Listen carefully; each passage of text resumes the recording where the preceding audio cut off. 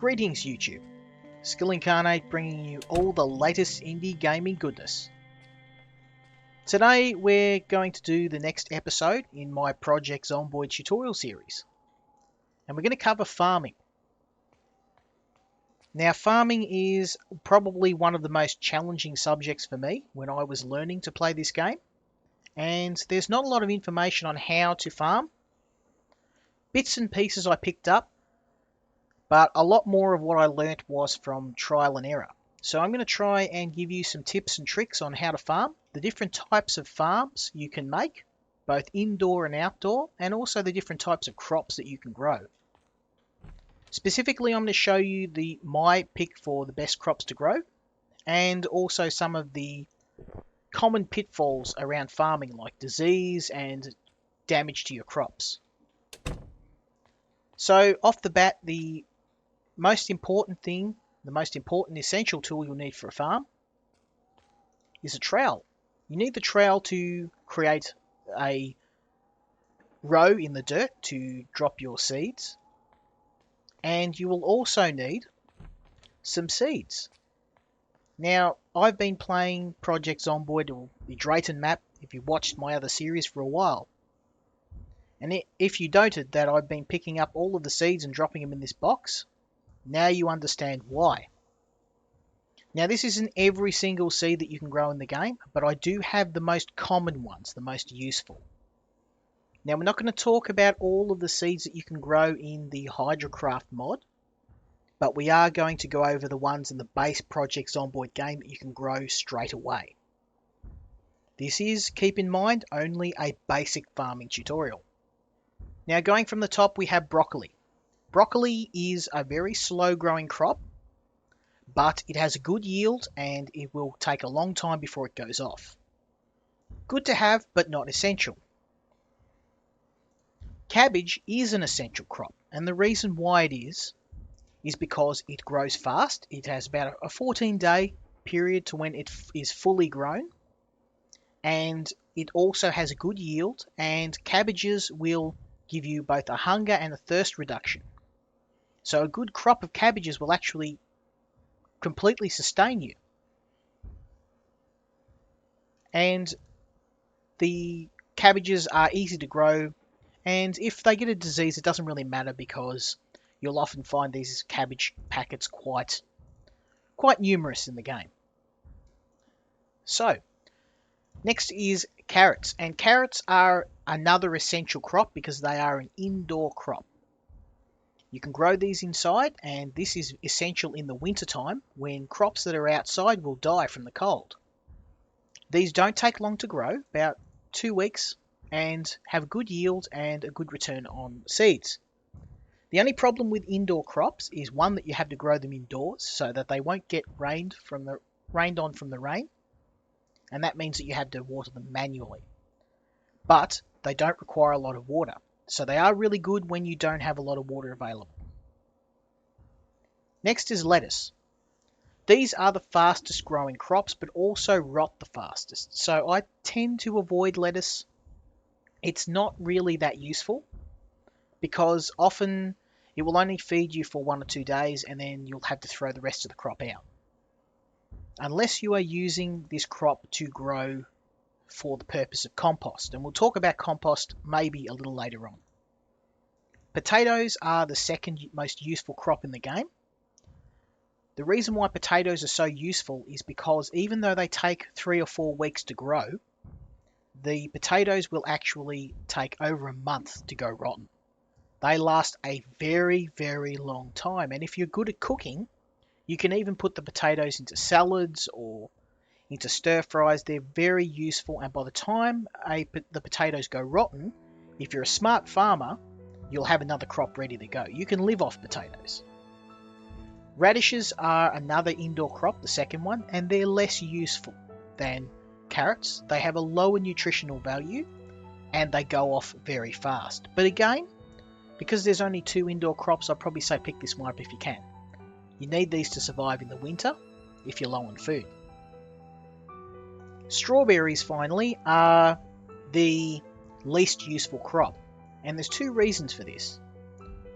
Strawberries take a very long time to grow, around 6 weeks in game. And 2, for some reason strawberries are absolutely disease magnets. Whenever I grow strawberries, there's often a 50% chance that any crop I grow is going to become riddled by disease. I tend to spend so much time with strawberries that the disease from the strawberries will often spread to my other crops. And it's for this reason that I don't recommend you grow these until you've got your farming skill up high enough to deal with the problem of disease effectively.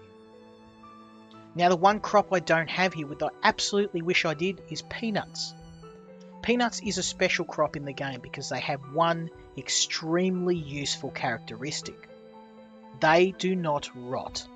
Growing peanuts will give you a completely non-perishable crop, and I don't think I need to tell you how useful that is in a game like Project Zomboid. You can squirrel away a massive hoard of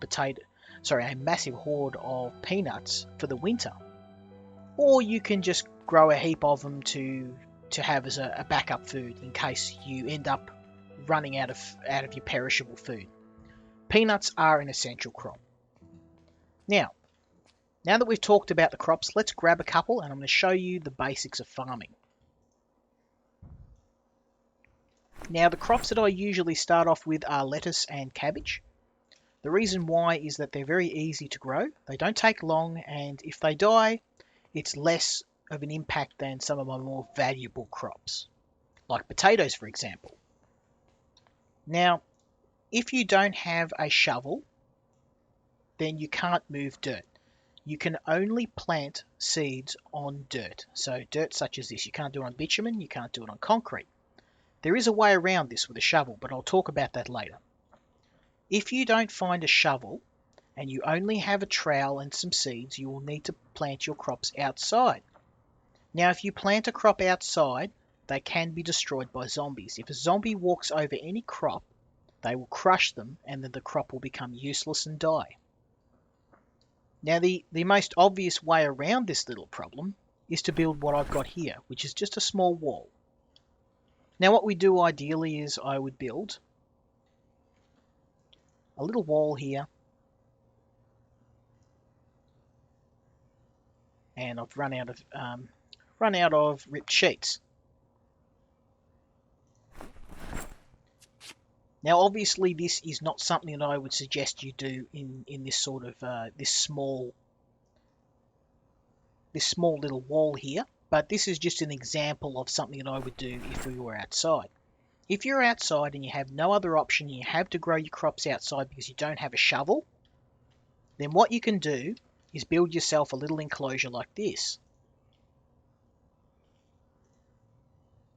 Like so. Now what we have here is now a little wall. We can plant our crops in here, and we'll have some protection for the zombies. Now obviously I'm going to have to create another wall here, and then behind me I'll have to create another wall here and probably put a door in so I can get in and out. But you get the idea. This is the easiest way to do it. It doesn't require much except for an axe and cutting down some logs, carting them over, and using some ripped sheets which you can get from a dead zombie to tie the logs together to make a wall. Now we've got our little enclosure in here, let's dig into the ground. Now if you don't have a trowel, you can actually use your hands, but you do run the risk of hurting yourself and digging into your precious medical supplies. Right click on the ground and you'll have the option to dig with your hands. Let's dig up the ground. Now if you do have a trowel, the game is smart enough to take the trowel out of your inventory or out of your bag and use the trowel instead. Let's put the trowel on the ground. There we go. So you can actually use your hands to dig the ground up, but you do run the risk of hurting yourself. So a trowel's not essential, but I do recommend that you get one. Trowels can be found in any hardware store like here, and they can also be found in houses or warehouses like the warehouse up here. Similarly, shovels and bags that you can use to collect dirt can also be found in hardware stores or in warehouses. But if you don't have a shovel or a sack to carry dirt, then this is the type of farm you're going to need to make. Now, once you've actually dug the ground, you'll have these tracks in the ground. You'll need to open up your bag of seeds. In our case, we're going to open up the lettuce seeds. Right click and you'll be able to sow your seeds. Now it seems there's a bug with the lettuce seeds because I've got those in my inventory. Let's open cabbage. There we go, cabbages are working. So for some reason at the moment, if any of the developers happen to be watching this, the lettuce seed seems to be broken. I'm not sure if that's related to Hydrocraft, but they were working the last time I played this game. Now when you go to plant a crop, I'll move this so you can see. You can see that there's a little bit of information here. Now, minimum water, average time to grow, average water, and required seeds. Minimum water is the minimum amount of water you need to water the crop in order for it to be healthy. Average grow time is how long the crop will actually take to completely grow to the point you can harvest it. Average water is the order on average you need to water it every single day. And seeds is the amount of seeds required to plant the crop. Now cabbages require 9 seeds, which means out of a pack of 50 I can actually grow 5 seeds, 5 plots. And that's why cabbage is not too bad, they're actually quite cheap. So I'm not going to plant this, and the reason why is because there's a better way to do this. If you don't have a shovel, then this is the sort of farm you're going to have to make. You're going to have to, first of all, have your base near dirt. You have to run out here each day. You're going to have to check on the crops, and you're going to have to water them. This is obviously not ideal, because if a large horde comes in, they can smash your crops. They can break through one of these doors, and also there's the inconvenience factor of having to run out here every day. I like to be able to do everything from my central base. Now, another reason why I chose this hardware store is because I've got everything I need in one location. And, of course, I have a shovel.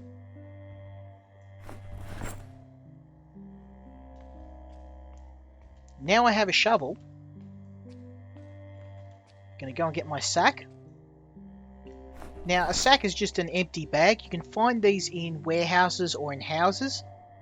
Ironically, the place where I got this was when I actually robbed the Gigamart in the produce section with the vegetables.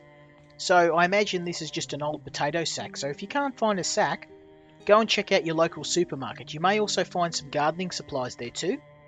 I picked up this shovel actually in one of the warehouses. It wasn't in the hardware store, it was one of the warehouses to the north. Now what you're going to need to do is find a patch of dirt. Put the shovel and the sack into your main inventory. And right click the ground and you'll be able to take some dirt. Now what we're doing is basically getting the dirt and we're putting it into our bag. And we can take 4 units of dirt.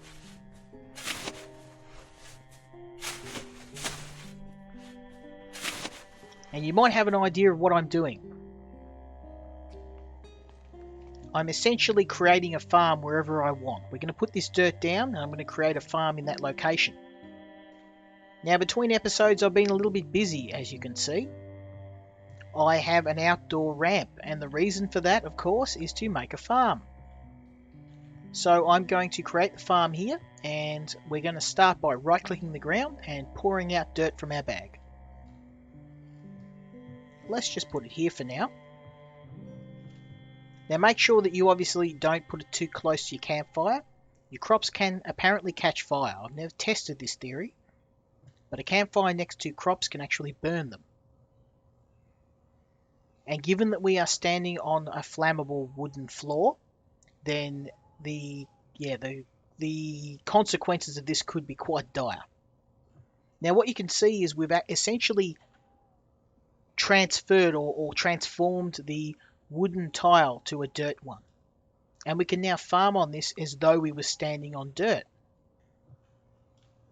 Now what we're going to do, I've got 4 units of dirt. I'm going to put some inside. And you'll understand why I'm doing this in a moment.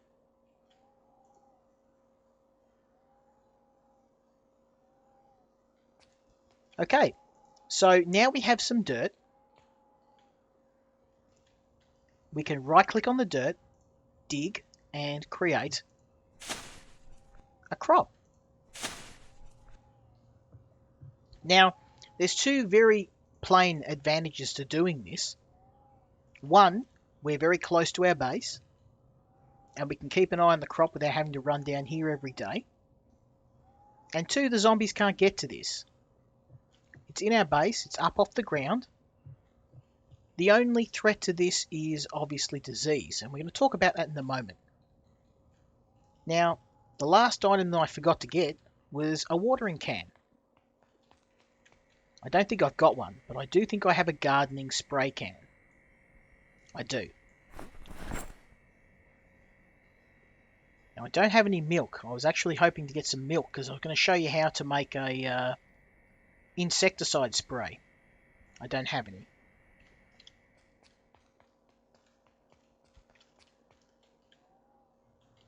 Okay, so now we have this plot of land outside. Let's right click and select sow seed. And again, we have our information here. We're going to sow our cabbages. This is always the one that I plant first. Right click again, select water, and we know that the cabbages need at least 85 units of water. I'm actually going to fully water the cabbage. Right click and select info. Now, with the info, we can actually see all the information about our chosen crop. But remember, with a low farming skill, some of this information we're not going to be able to know. In particular is a growing phase. Now, each crop has a different growing phase. Some of them have only a few, 3 or 4. Some of them have 12 or 13. All this tells you is how far along the crop is, how many days until it's ready to be fertilized, or sorry, ready to be harvested. What you need to remember is that if you harvest any crop in the final growing phase, then you will get back seeds from the crop as well. So if a crop is at phase 6, it can be harvested. If a crop is at phase 7 of 7, when you harvest it, you'll get some seeds back. Now this is really important for your first crop. You need to wait to get your seeds back to build up some extra seeds. The better your farming skill is, the bigger your yield of crops and the more seeds you'll get back. If you don't have a lot of seeds at the start of the game, I only have 2 packets of cabbage, then you want to wait for the crop to be fully grown. Now, because we don't know this information, we actually have to visually inspect the crop. So what that means is that I actually need to look at the crop visually and see what it looks like. Now, you might ask what that means. So, looking at the info for when you plant a crop, the best advice I can give you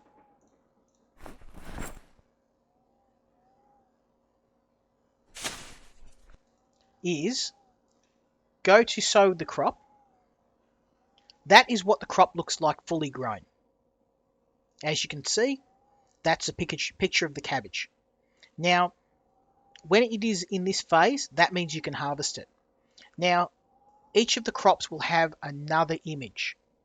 After a few days of being fully grown, the cabbage will actually go into seed-bearing stage, or the last stage of growth. And when this turns, for each crop it'll be different, but for cabbages, for example, they'll get little yellow spots on top, and then when you harvest them, you'll get your seeds back. This is really important because if you don't do this, then eventually you're going to run out of seeds. Doesn't matter if you've got a big box of seeds, and if you've got a surplus of seeds, then feel free to harvest the crop. But this is the secret to sustainable farming. A lot of people don't realize this. They use all the seeds up, They can't farm anymore, and then they die. Yes, you can get seeds back from crops, but you need to wait until the final phase of growth. Now, when your farming skill gets up high enough to about 3 or 4, as you can see mine is 0 at the moment, then you will get some of this information begin to display. These will change from question mark down to a number, so 1 of 7, or 1 of 12, or whatever it is. The information that you need to remember as a starting farmer, the key information is the last time watered. If this is greater than 24 hours on average, then you need to water the crop. Health is important because if this is sickly or diseased, then that means the crop will have a disease, and you'll see the disease underneath. Now, you won't be able to tell what type of disease the crop has until you have a very high farming skill. But if a crop is diseased and you have some, and if it's nearly grown, then let the crop grow. If you just planted the crop and it has disease of yes, then what you'll need to do is right-click the crop and remove it. You need to do this so that the crop doesn't spread, but it's pretty much a gut feel. If a crop is like nearly grown, then I'll let it run its course. Now, there's one more trick I'm going to show you about disease, and that's how to avoid it spreading. Disease spreads, so if you design your farm in a way where the crops are spread out, you're going to minimize the risk of this disease spreading. I'll grab a little bit more dirt.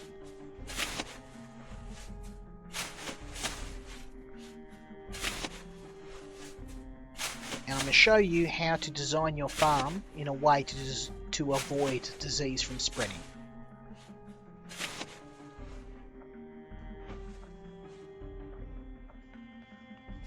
Now, what I do with my farms is I space my plots out. I do them in groups of 2, and then I have a gap of 2 between them. 1, 2, and then it goes here.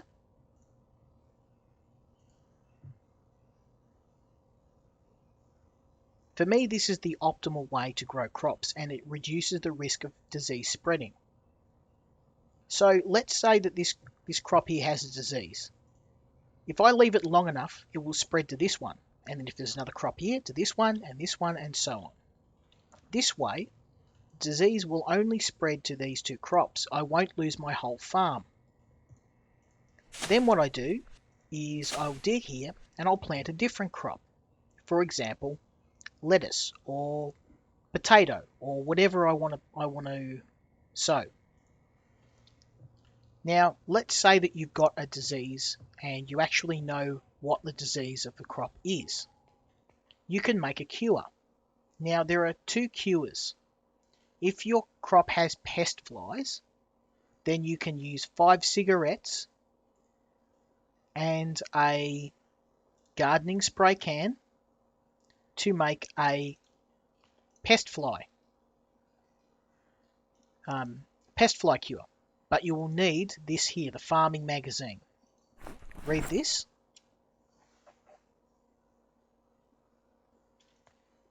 You can make a flies cure. Now, if you have a carton of milk and you get mildew, then you can make a mildew cure. I don't have any milk, unfortunately. So, if you don't have the means to make a cure, then what you're going to have to do when you get diseased crops is just to remove the crops or let the disease run its course. If the crops are nearly ready to harvest, then let them grow. If you've only just planted them and they have disease, then remove them. And that's it. That's pretty much how to run a farm. And I'm going to show you the last part on farming, which is how to use an indoor farm. In the winter, your crops will actually die. These crops here. Now, there are 2 things that will happen to crops in the winter. One, all crops across the board will grow very slowly, extremely slowly, to the point where you may actually starve. The other problem is that the disease for crops, the chance of catching disease goes up exponentially in the winter. It's not uncommon for me to lose my entire crop. And generally when I know winter is coming, I will stop farming outside. I then shift my focus to indoor crops. If you've got a shovel and a sack like I've got, and you've got radish seeds or carrot seeds, then you can plant them inside. Right click on the ground, sow carrots. Now as you can see, carrots have a lower requirement for water. They don't take too long to grow, 14 days, about the same as cabbage. And the only downside of indoor crops is that when it rains, these crops won't get any water. You will need to manually water these yourself. But in the winter, this is pretty much your best bet for survival. So let's go and fill up our gardening can. And luckily we have running water. Now, if the water had gone out, and I have no doubt that soon the water will run out in where I am, you would need to run down to the stream, or you will need to create yourself a water collector. Now, looking at the crop, when I went to sow the seed, if you're ever in doubt of what a crop needs in terms of water, have a look at the summary when you go to plant a crop. For carrots, we know that it needs minimum water of 35 and max water of 85. So that means that when I plant the crop, I want to give it 85 units of water. So I gave it 50 and another 35. So you're going to have to do a bit of math. As you can see, looking at the crop information, water levels are well watered. We don't know anything else, but we know it's not diseased, which is great. Again, sow some carrots. Right click, water, 50. And then 35. Now, the rule of thumb with indoor crops, the reason why we grow them indoor, and the reason why if we were to plant these crops outdoor, that they would die. So never plant carrots outside, they will die. Is that if you overwater them, if I was to water these every single day, then they will die. Too much water. The rule of thumb is to wait until the water level goes down to thirsty or parched, until it's nearly dead, and then water it. And remember that you can only ever give the carrot 85 units of water, no more. And that's really it. That's pretty much the secret. Indoor crops for winter, outdoor crops for summer and all the other seasons. Try and get yourself a shovel. Get up off the ground, put the crops somewhere safe where you can keep an eye on them. Check on them each day, right click and select info. See that the water levels are well watered, and if they're well watered for outdoor crops, you're good. Outdoor crops like cabbages, potatoes, broccolis, anything like that, water the hell out of them. It doesn't matter, you'll never kill them. Indoor crops, only water them when the water level becomes thirsty or parched. Now, eventually your farming skill will actually get to the point where you'll actually have a counter for how much water you need, and that will make it a no-brainer. It'll actually tell you exactly down to the unit of how much water each of these crops needs. Now, you are going to have a bit of trial and error, and some of your crops are going to die. That's the one thing I stress. You are going to lose crops because your farming skill is low and you don't have all the information that you need to grow these effectively. And the more crops, every time that you harvest a crop successfully, your farming skill will go up. So the last piece of advice I have to give you today is to find yourself the farming book. If you're not a farmer, you'll need Farming for Beginners. If you are a farmer, you'll need Farming for Intermediates. If you don't know where to find these books and how to find them, then I suggest you have a look at my tutorial on finding books. And that's basically it. And I knew this took a little bit longer than expected, but there aren't many good farming tutorials on YouTube. I found all this information out I gave you today by trial and error, and some information from some of my subscribers which helped. Now, the last piece of advice I have to give you, which I forgot to mention, is one of my subscribers mentioned, if you fill up water that is tainted, so look at my last tutorial on water. If you go to a lake or a stream and you fill up water and that water is tainted, then and you use that water, then it will actually disease it means that the crop will have a higher chance of becoming diseased. I'll demonstrate this now. So let's just say we've got our gardening spray can, and let's fill up our bowl. Now you see this water, this bowl of water. Whoop. I'm actually so tired that I didn't even see that said. That water is tainted, as you can see in the message. Tainted water. Sterilize it by boiling it in an oven or over a fire. Now you can use tainted water to water your crops, but apparently using tainted water raises the chance of the crops becoming diseased. So you will need to boil your water before you use it with crops. So if you are getting your water from a lake or a stream, make sure that you boil the water before you use it to water your crops. And that will minimize the chance of the crops becoming diseased. This is something I didn't know, and I couldn't work out why disease kept ravaging my crops.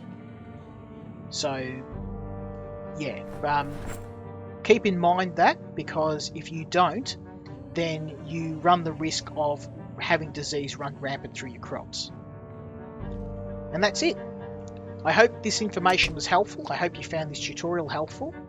This is only a beginner's guide. I've only talked about the very, very basics of how to do farming. I haven't talked about all of the Hydrocraft mod options.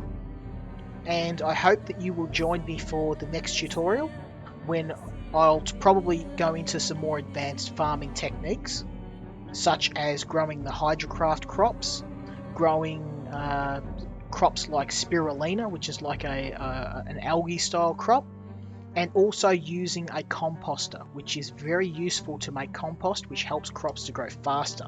It's a good use for your crops which have gone rotten. So again, please leave me a like, leave me a comment. All of your positive feedback has been keeping this series going. The more help and the more advice you can give me, the more chance that these tutorials will keep going. And hopefully, yeah, based on your feedback, you'll give me ideas on what tutorials and what subjects to cover next. So again, thank you for your time. Thanks for looking at this tutorial, and I hope you found it useful, and we'll see you for the next episode. Until next time, Skill Incarnate out.